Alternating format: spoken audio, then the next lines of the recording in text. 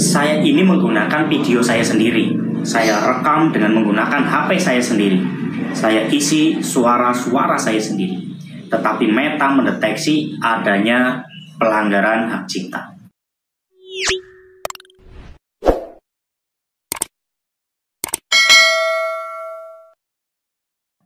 Halo, assalamualaikum warahmatullahi wabarakatuh. Para konten kreator pemula dimanapun teman-teman berada, semoga selalu dalam keadaan sehat dan dimudahkan dalam setiap pencapaiannya.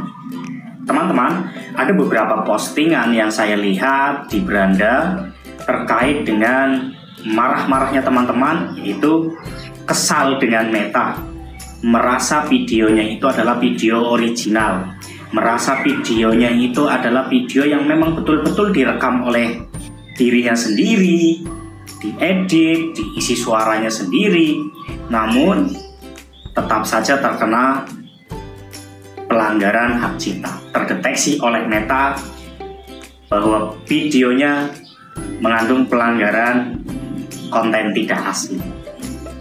Untuk teman-teman yang mengalami hal serupa, teman-teman bisa simak video dan penjelasan dari saya ini. Simak videonya sampai tuntas agar teman-teman bisa mendapatkan manfaat dari video ini. Dan teman-teman semua juga boleh men-share video ini agar teman-teman yang lain juga bisa mendapatkan manfaat dari isi video ini. Nah, kalau misalnya teman-teman mengalami hal seperti ini, ya seperti yang tadi saya jelaskan itu, merasa videonya kita rekam sendiri atau pakai HP-nya suami, HP-nya istri, ya kan? Kita rekam, setelah direkam, kita edit dan kita isi suara menggunakan suara kita sendiri. Namun tetap saja terkena pelanggaran. Hari pertama, hari kedua, hari ketiga mungkin masih aman. Tetapi ketika sudah 1 bulan kok baru terdeteksi kalau video kita ini mengandung pelanggaran hak cipta. Nah, teman-teman, coba perhatikan kembali ketika teman-teman itu merekam video itu.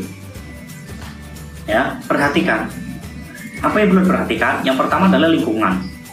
Perhatikan lingkungannya ketika kita itu sedang membuat video.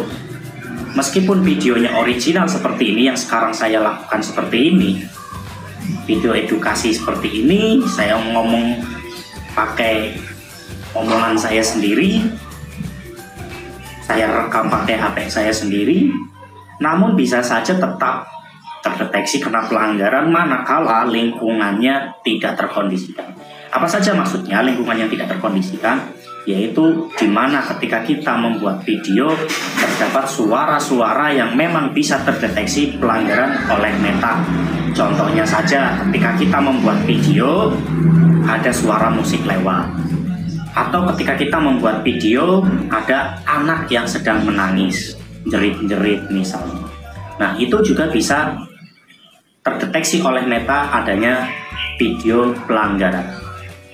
Untuk itu teman-teman, ketika kita membuat video, perhatikan betul lingkungannya. Tidak mungkin kan ketika kita membuat video ada di kafe-kafe yang tidak mungkin kita memberikan perintah kepada si pemilik kafe, tolong dong stop musiknya, kan tidak mungkin. Atau misalnya ketika kita sedang berbelanja di mall-mall, kan tidak mungkin kita harus menyetop atau memberikan perintah, tolong saya mau membuat video, tolong matikan musiknya, kan tidak mungkin. Nah, untuk itu kita sendirilah yang harus memperhatikan lingkungan itu. Carilah tempat-tempat yang mungkin sepi, atau kalau tidak punya tempat yang lebih sepi, waktunya yang dikondisikan. Nah, kemudian background seperti ini yang punya saya ini, itu sudah sangat original sekali tanpa dibuat-buat. Jarang sekali orang yang memvideo background saya ini.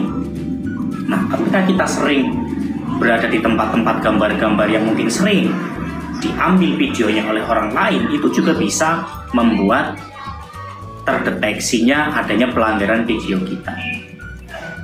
Nah, kemarin ketika ada salah satu teman yang memposting bahwa videonya asli, original, diisi suara sendiri, tapi masih saja terdeteksi pelanggaran.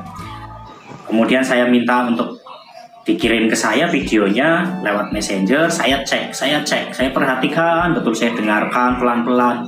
Sekilas itu memang videonya memang videonya sendiri ya, beserta dengan keluarga.